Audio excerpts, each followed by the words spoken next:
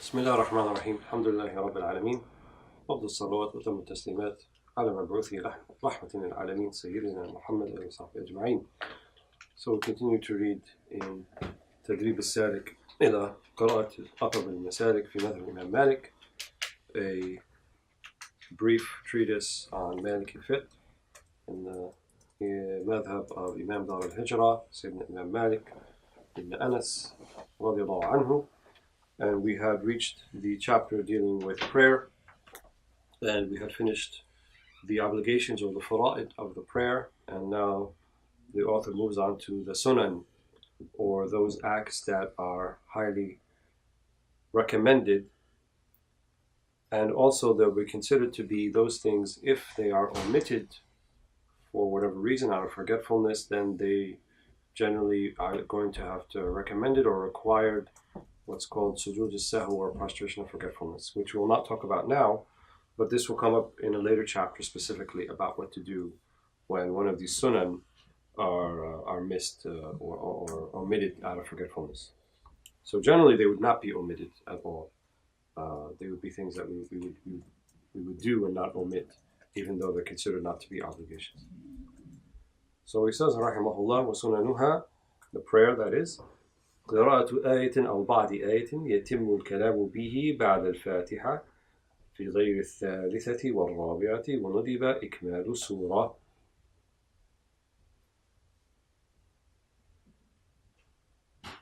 So the first sunnah, in terms of what we would probably do after reading the Fatiha, which is an obligation, he says قراءة آية أو بعض آية, reciting a verse or part of a verse of the Quran, with the stipulation يتم الكلام به بعد الفاتحة.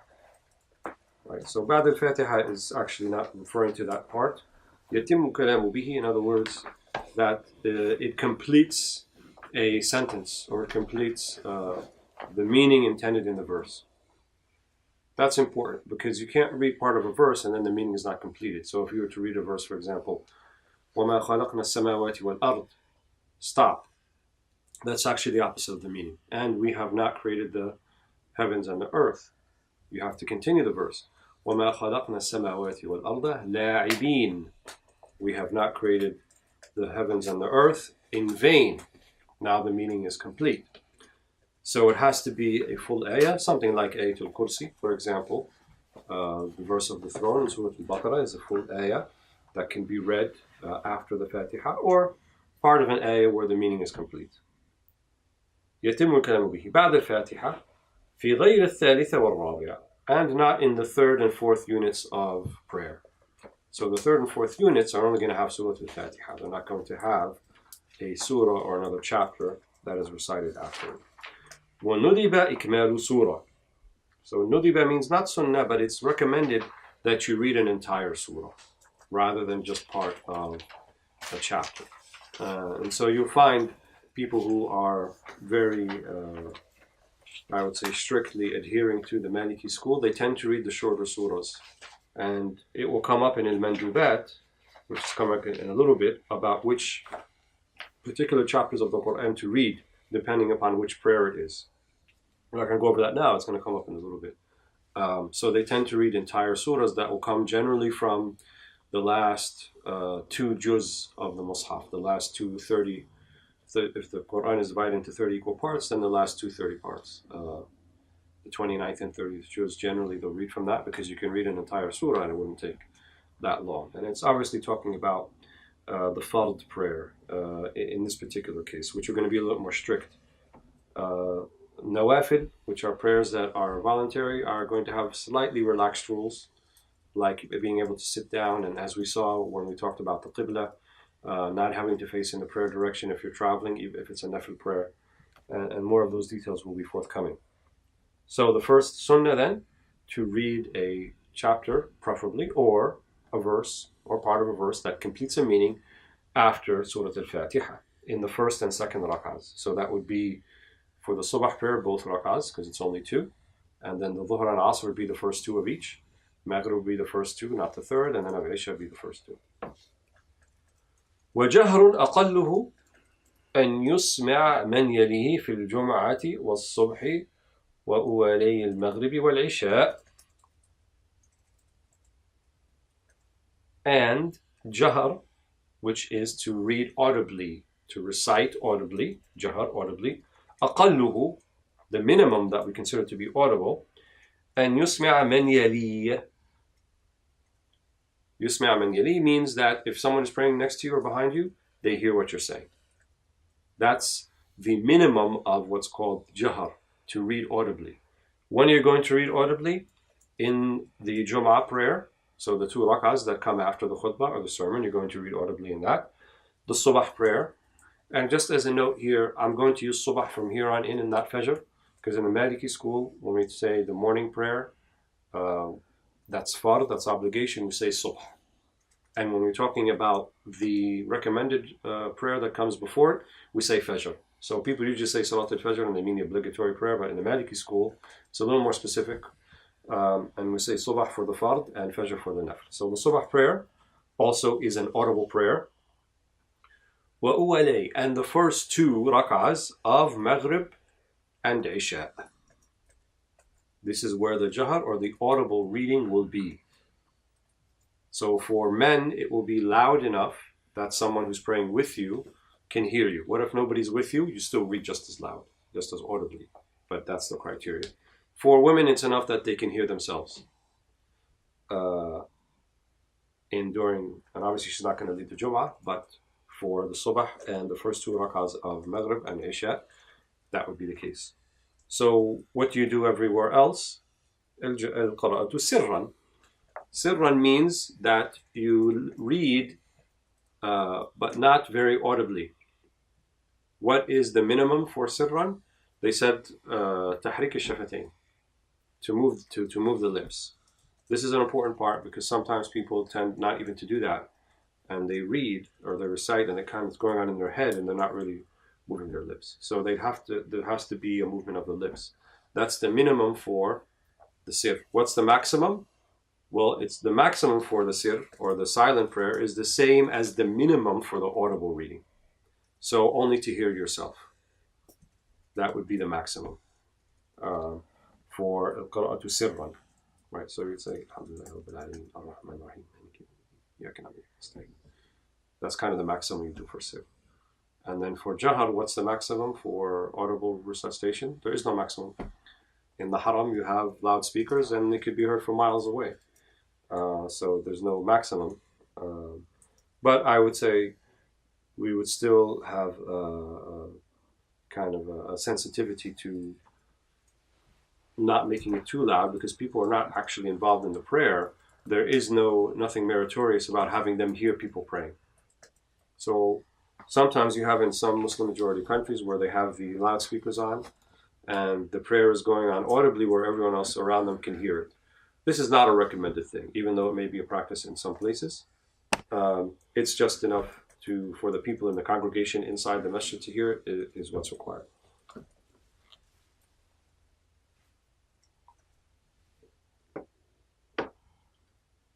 طيب, that's the second one. The third one, sunnah, that is التكبير للركوع والسجود وللرفع منه وللقيام من التشهد. So takbir, outside of takbirat al-ihram, which we went over last time, when you say Allahu Akbar and you what's called takbirat al-ihram, you've entered into the sacrosanctity of the prayer, the inviolability. That's what ihram mean. Dukhul al-haram, right, inside the sacred space of the prayer. You say Allahu Akbar to signify that. That's obligatory.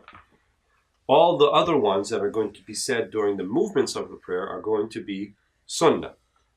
So there are a few. One, at-takbir lil-ruku'. So when you're going in a standing position and you go down to the bowing position, ruku', you say Allahu Akbar. Was-sujud. And also when you come back up from the ruku' and you say Sami Allahu liman hamida, which is also a sunnah, which is the next one. And then you go down for the sujood, you say Allahu Akbar. وَلِلرَّفْعِ مِنْهُ. And also coming back up from sujood, you also say Allahu Akbar. وَلِلْقِيَامِ مِنَ التَّشَهُّدِ. And also if you're in the middle sitting or the tashahhud, once you finish, the testification of faith, and you're standing up for the third rak'ah, the third unit, you're also going to say Allahu Akbar when you stand. So for the tanaqqulat, or for the movements between different integrals of the prayer, you're going to say Allahu Akbar in all of them, except one. Which one? The next line. وَقَوْلُ سَمِعَ اللَّهُ لِمَنْ حَمِدَهُ لِلْإِمَامِ وَالْفَذِّ فِي الرَّفْعِ مِنَ الرُّكُوعِ. So saying سَمِعَ اللَّهُ لِمَنْ حَمِدَهُ, Allah hears the one who praises him. That's what it literally means. You are to say that when you are rising from the bowing position. So you're down like this, and then you come back up. You say سَمِعَ اللَّهُ لِمَنْ حَمِدَهُ. For who? Al-Fadh wal-Imam. Who is the Imam? The one who's leading a prayer is going to say Sami Allahu Hamida. Fadh means the one who's praying as an individual by themselves. Who's left? That's not included in those two categories. What we call al-Ma'mum. Al-Ma'mum is the one who's praying behind the Imam. So does he say Sami Allahu Hamida like the Imam? No. He's actually answering that. So when we say Allah hears the one who praises him, then we say Rabbana lakal hamd, or Rabbana wa lakal hamd. And our Lord, to you is due all praise. This is for the ma'mum. That is not a sunnah, because if you miss it and you're the ma'mum, there's nothing that you do. You don't have to do a prostration of forgetfulness. So it should come up in the mandubat, and what's considered to be the recommended acts, but not to the degree that if you leave them out, that there's going to be some sort of expiation for it, or sujood al-sahw. So we said the qira'at of the surah. We said the audible reading when it's called to be audible. The techbeer is the third. Sami Allahu Hamida is the fourth. The fifth, at-tashahhud al-awwal. So the tashahhud means the testification of faith in a more than 2 rak'ah prayer. So that would be all the prayers except the subh prayer. So Dhuhr, Asr, Maghrib, and Isha, the middle or the first testification of faith after you complete 2 units or 2 rak'ahs. Where you say التحيات لله الزاكيات لله الطيبات لله السلام عليك أيها النبي ورحمة الله وبركاته إلى آخره. This is called the tashahhud. والجلوس له, and sitting down for it. So it's 2 separate things, 2 separate sunnahs. So the tashahhud, which is the actual words that you say, and sitting down while you're doing the tashahhud. اللفظ له. والتشهد الثاني, and also the second tashahhud, which comes in the 3rd rak'ah in Maghrib, or in the 4th in Dhuhr and Asr and Isha. وَالْجُلُوسُ لَهُ, and also sitting down for it. So those are all sunnah. So that's 5. The 6th one, وَرَدُّ السَّلَامِ عَلَى مَنْ عَلَى يَسَارِهِ إِنْ شَارَكَهُ فِي رَكْعَةٍ, and also to say the salam to the one who is on your left, if there's someone on your left. So this means if you are ma'mum, right? If you are someone who is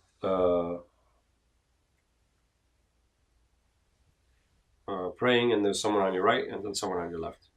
So if you're by yourself or you're the imam, you would not say the salam to the left.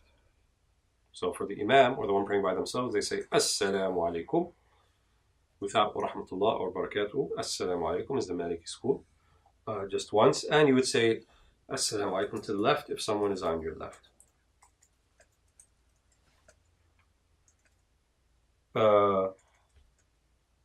Up until the point where we talked about the tashahhud, all of those would be the ones that would be considered in that if you miss them or you omit them, you need some type of prostration, sujood, or you would be recommended to do it depending on how many of them you missed.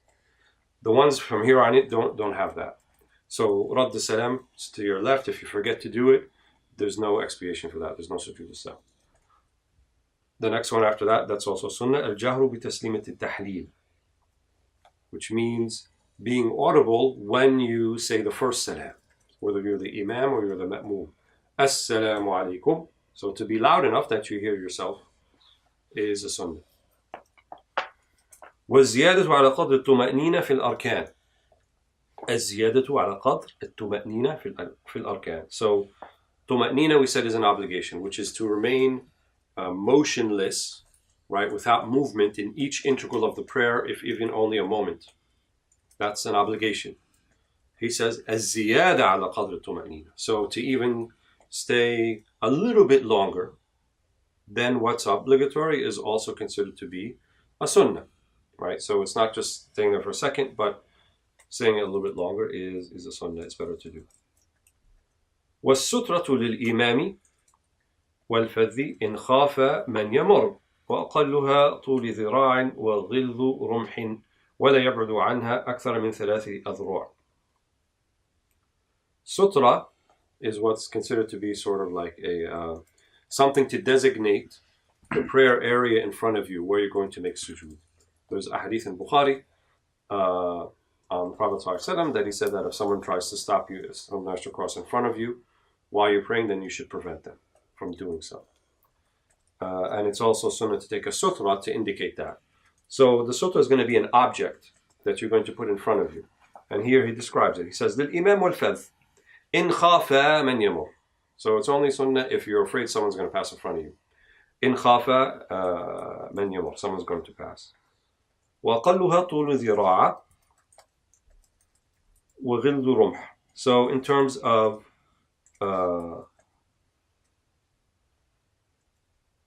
the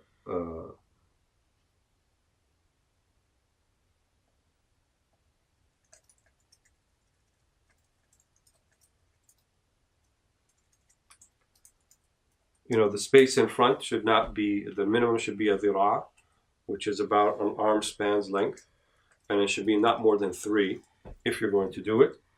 And it should be something that stands up, not just something that is flat on the floor, like at least the thickness of a spear, something like that. And that's only if you fear someone is going to cross in front of you. It's not something that the Prophet ﷺ really did, this idea of sutra. And generally I would say if you're praying in a masjid and you are by yourself, then you try to have a natural one like a wall or a column or something like this. If you're going to be in a masjid where that's really impossible, like Masjid al-Haram, like the Masjid al-Haram in Mecca, you cannot have an expectation that no one's not going to cross in front of you. So in that case, this is an exception. We don't worry about people crossing back in front of us, back and forth, even though you also see people insisting on pushing people back and so forth. And if someone, even if you put a sutra, still crosses in front of you, don't misinterpret the hadith, right? That and if he insists, فَلْيُقَاتِلْهُ فَإِنَّهُ شَيْطَانٌ. Then fight him because he is a shaitan. It doesn't mean that you're kind of like doing karate moves and kung fu moves to keep the guy from crossing in front of you. It means that he's a distraction, so fight him as a distraction like you would fight the shaitan. In other words, don't worry about him passing in front of you. It's okay. If there's an ithim, right, if there's a sin, it's upon him. And the hadith of the Prophet ﷺ said it's better for someone to wait 40 something, the Rawi didn't indicate whether it was 40 years or weeks or days, whatever it might be, but some period of time, than to cross in front of someone who's praying. So it just means there's kind of a sacred space there that's in front of people, and it should not be easily violated. And we should also keep in mind, in the Maliki school, for example, after prayer, that it's not actually a sunnah to get up and do the sunnah prayers immediately. It's actually better to wait a little bit to have some fasl. This is contrary to the Hanafi school. The Hanafi school says you do it immediately. The Maliki school says you wait a little bit. One of the reasons being that you allow people to leave who need to leave, especially on Jummah. And in fact, the Malikiya say, especially on Jummah, it's not that recommended to offer a sunnah prayer right after, because the Quran kind of indicates فَإِذَا قُضِيَتِ الصَّلَاةُ فَانْتَشِرُوا فِي الْأَرْضِ وَابْتَغُوا مِنْ فَضْلِ اللَّهِ. If the prayer is finished, then disperse and seek out of Allah's bounty. In other words, go back to the things that you were doing, whatever that you were doing, and if the prayer has been finished. So we should not get too obsessive about this idea of sutra. Some people do that very much to a degree that's very offensive, I think. It should be something that if you think someone's going to pass in front of you, it's okay to put something, to indicate that, like stand in front of a wall or put a chair or something like that. But generally speaking, it's not something we would do regularly to worry about too much.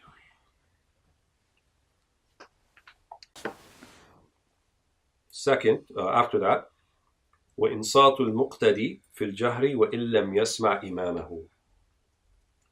So al-muqtadi or al-ma'mum is the one who's praying behind the imam. So in the jahar, when he's reading audibly, you should not be reciting anything, and you should insat means try to listen to what he's reciting, even if you can't hear him. If he's too far away and you can't hear him, but you know he's reciting, it's better to just try to listen to what they're saying. وهل السجود على اليدين والركبتين وصدور القدمين واجب أو سنة؟ خلاف. والصحيح أنه سنة. And prostrating on the hands, when we do the prostration, the sujood yani, and the two knees, and the balls of the foot, sudur al-qadamain, is that wajib or is that the sunnah? The mashhur is that it's sunnah. In other words, the dominant opinion that it's sunnah to do that. That we hit all of those body parts while we're doing sujood. And we talked about earlier about the forehead and the nose, and if that you miss the nose, it's not an obligation, but it's a strong sunnah to have both the forehead and the nose prostrating, touching the ground when you do that. So that concludes what he calls sunan, like the very strong sunan. And as we said, the last 5 or 6 we mentioned are not the ones that we need to do sujood as-sahw, but they remain sunnah anyway. Then he goes into what's called al-mandubat. Mandubat are recommended acts.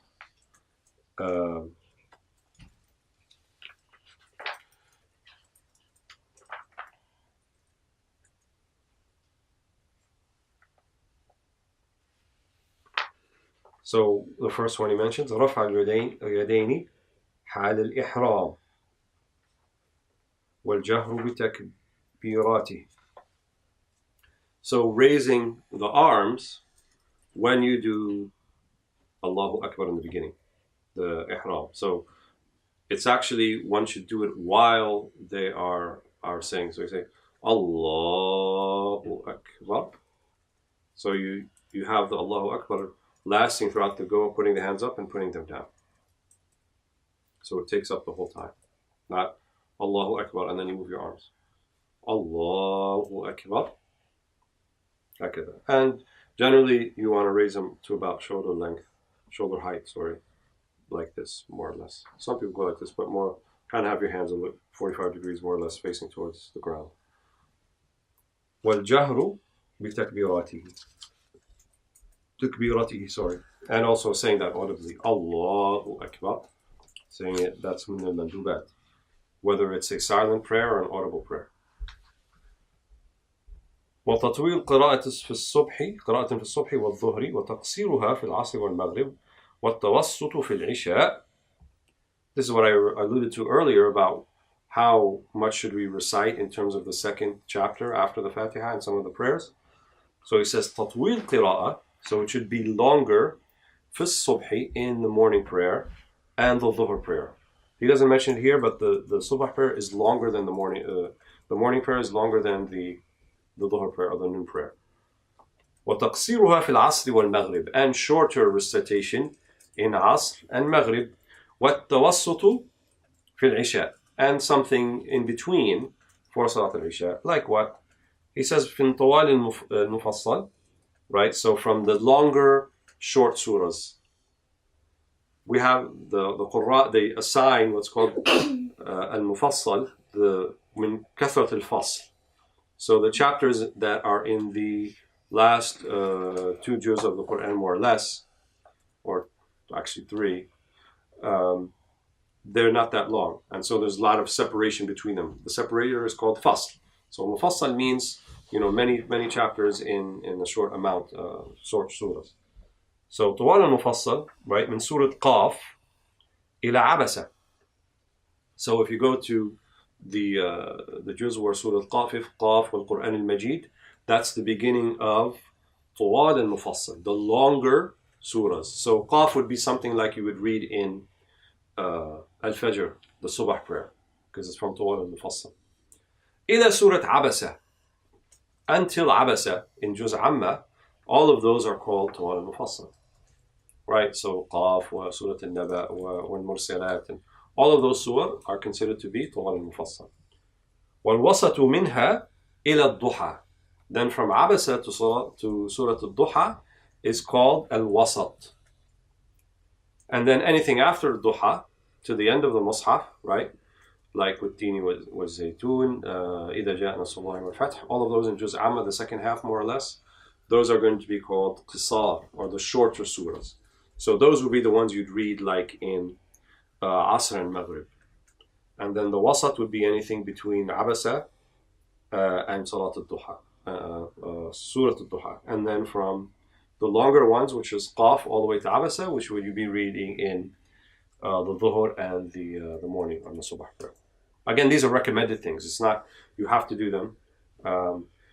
Sometimes you may go outside of this. If you are a qari and you have the Quran memorized, and part of your wird is to to do a recitation of the Quran in your fard prayers, then that's maybe better for you. Here we're talking about kind of a general case where that may not, you're not necessarily a hafiz of Quran, but you're someone who's kind of trying to follow the Maliki school in this particular regard, then this is what is recommended. What else is من المندوبات? التسبيح في الركوع والسجود. Right? Tasbih means saying Subhana Rabbi al-Azim, Subhana Rabbi al-A'la, Subhanallah wa bihamdihi. So any of those work. Tasbih means something of this Subhan. Subhana Rabbi al-Azim in ruku', Subhana Rabbi al-A'la is fine.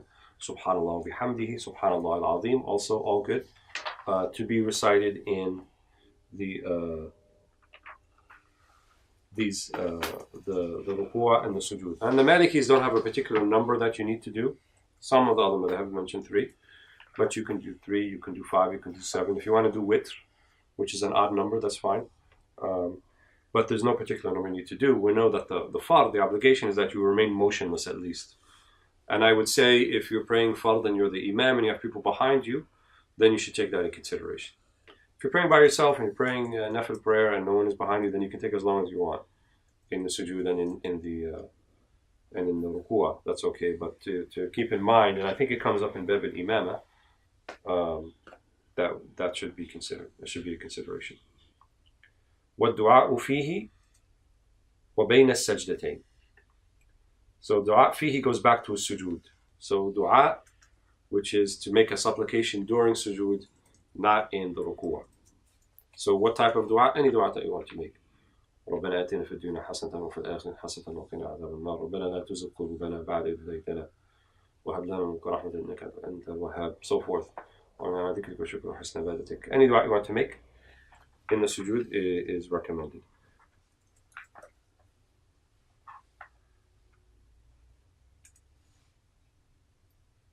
وبين السجدتين. بين السجدتين means you went for prostration, you come back, Allahu Akbar. The minimum you could say, رَبِّ اغْفِرْ لِي وَارْحَمْنِي وَتُبْ عَلَيْهِ. If you want to say that, رَبِّ اغْفِرْ لِي وَارْحَمْنِي وَتُبْ عَلَيْهِ. When you are in the sitting between the two sujood. But again, there's nothing specific. You can say anything that you want. وَتَمْكِينُ الْيَدَيْنِ مِنَ الرُّكْبَتَيْنِ فِي الرُّكُوعِ. Which means تَمْكِينُ الْيَدَيْنِ. So when you're in the ruku'ah, you want to make sure that your palms, kind of rest or grab your knees.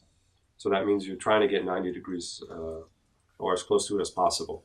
If you can't bend your back that much, you're not going to be able to put your hands on your knees. Again, it's not an obligation, but to try to get as close to that as possible is min al-mandubat. It's something that's recommended to do.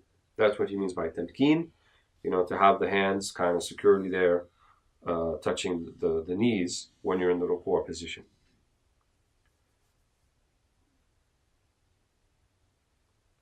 والتجنيح فيه وفي السجود مع رفع بطنه عن فخذيه. Right, and to have them in the ruku'ah, tajnih means you leave a little bit of space, not a lot, when you're going down to ruku'ah, so you're not having it like this, but a little bit of space. And in the sujood as well. For women, women should be the opposite. Women should bring it in more. Men is going to be a little bit out more. مع رفع بطنه عن فخذيه, but also with the stomach not touching the thighs when you're in prostration, or as best as you can. So some people that's difficult to do, but it should be to the degree where your back is kind of a little bit arched. You're resting and you're holding your weight up with your knees and with your hands, and then your stomach is not lowered so that it's touching your thighs while you're doing that. رفع بطنه عن فخذيه, so raising the stomach from above the thighs. وقول ربنا ولك الحمد للمأموم والفذ, as we mentioned earlier, when the Imam says Sami Allahu liman hamida, when he comes back from the ruku', then you would say ربنا لك الحمد, or you can say ربنا ولك الحمد, so either with the waw or without it. للمأموم والفذ, for the one who is praying behind the Imam, or the one who's praying by themselves. So the one who's praying by themselves is actually going to say both. So they're going to say Sami Allahu liman hamida, Rabbana wa lakal hamd, both of them, and then you say Allahu Akbar to go down into your sujood.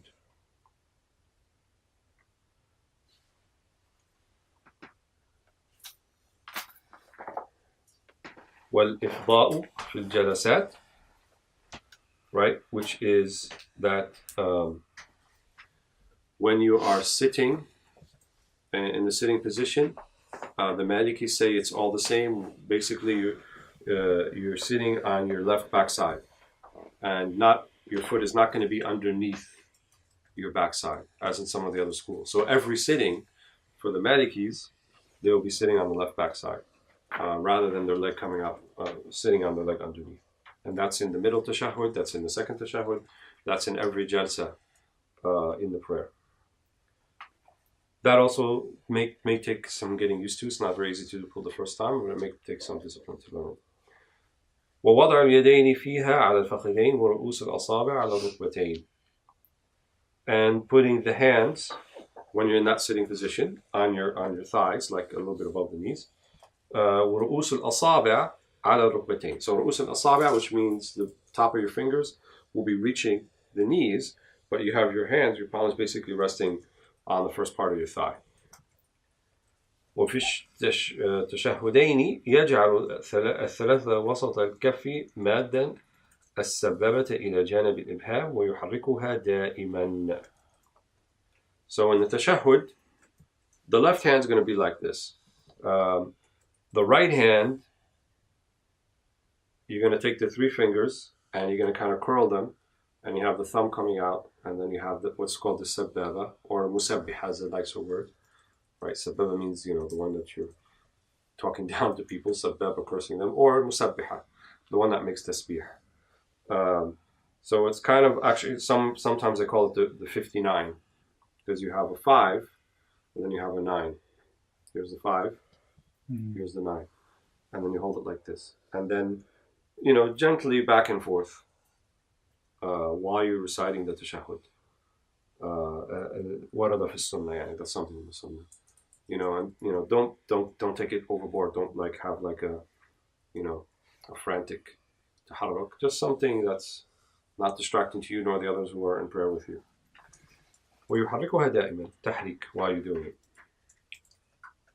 والصلاة على النبي صلى الله عليه وسلم. This salat على النبي صلى الله عليه وسلم comes in the second part of the tashahhud. So that part is mandub, whereas the first part is sunnah. والدعاء في التشهد الأخير. And there's a dua that you can say also after you finish the second tashahhud. Any dua you can say, and maybe we'll put on the group, inshallah, we'll put some of those dua written out and translated in English as well, for each integral of the prayer that has been recommended in these particular parts. والتيامن في سلام التحليل. Tayammum means turning slightly towards the right when you say Assalamu alaikum. And again, keep in mind that in every movement of the prayer where we say something, we want the beginning of when we start to say something at the beginning of the movement, and then the last syllable, the last syllable of what we're saying to be the end part of the movement. So I don't say Assalamu alaikum and then turn my head. I say Assalamu alaikum. So the meme from alaikum is going to be pronounced when I have turned to the right. And the as-salam, I start off facing towards the imam or facing towards the qibla. Assalamu alaikum. Right? And it doesn't mean you have to turn your head all the way. It's not as-salamu, just a little bit. Tayammum. Turn towards the right.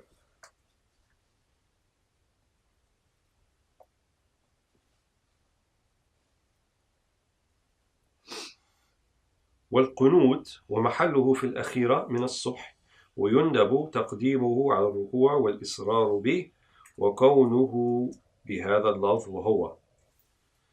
So القنوت then is called it's a special type of dua that said, al-qanit is the one who is standing, in supplication and fervently before Allah subhanahu wa ta'ala. And generally it means you do it while you're standing. Right? So this is a dua that said standing. The other madhab have it too. The Shafi'i madhab also has qunut. And specifically in the subah prayer, the unique thing about the Malikiyya though is they say it before the ruku'ah, recommended. So not after the ruku'ah, like in the Shafi'i school, but before the ruku'ah. So you finish reciting the second surah, and then you say the following dua al-qunut, بهذا اللفظ اللهم إنا نستعينك ونستغفرك ونؤمن بك ونتوكل عليك ونثني عليك الخير كله ونشكرك ولا نكفرك ونخنع لك ونترك من يكفرك اللهم إياك نعبد ولك نصلي ونسجد وإليك نسعى ونحفد نرجو رحمتك ونخاف عذابك أو عذابك الجد in another رواية إن عذابك بالكافرين إما ملحق أو ملحق روايتان.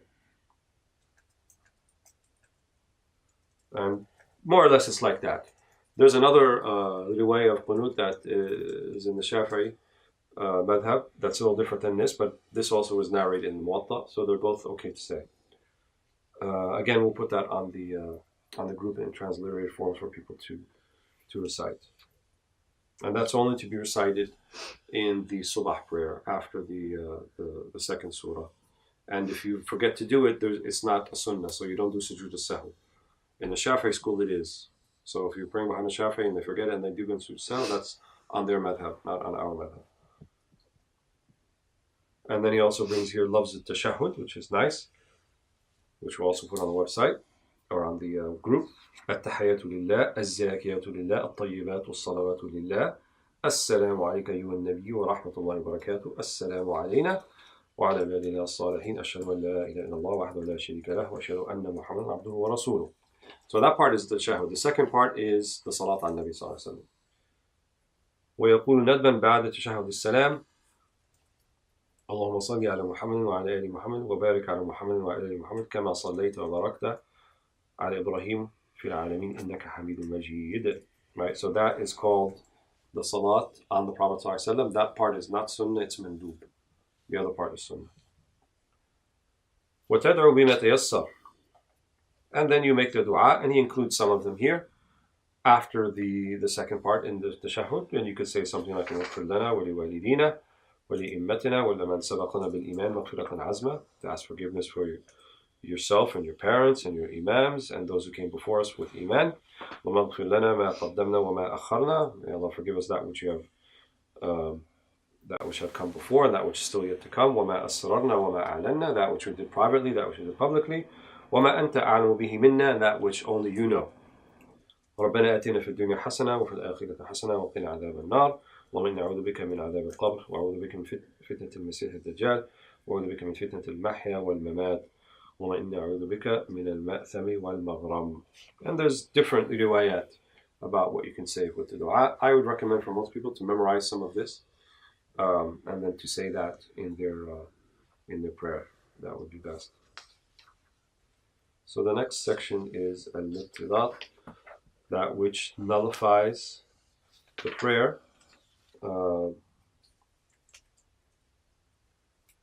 But I think we'll save that for the next time. Inshallah, we'll stop here for this session. Alhamdulillahi Rabbil Alameen. Wa salatu wa salam ala Sayyidina Rasulillah wa ala ashabihi ajma'in. Subhana rabbika rabbil izzati amma yasifun wa salamun ala al-mursalin. Alhamdulillahi Rabbil Alameen.